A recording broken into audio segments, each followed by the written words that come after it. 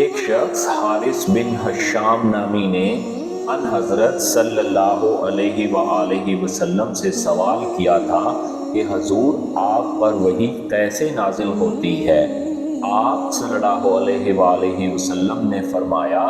کہ وحی نازل ہوتے وقت ابھی مجھ کو گھنٹی کی سی آواز محسوس ہوتی ہے اور وحی کی یہ کیفیت مجھ پر بہت شاق گزرتی ہے۔ جب یہ کیفیت ختم ہوتی ہے تو میرے دل و دماغ پر اس فرشتے کے ذریعے نازل شدہ وحی محفوظ ہو جاتی ہے، اور کسی وقت ایسا ہوتا ہے کہ فرشتہ بشکل انسان میرے پاس آتا ہے اور مجھ سے کلام کرتا ہے، بس میں اس کا کہا ہوا یاد رکھ لیتا ہوں۔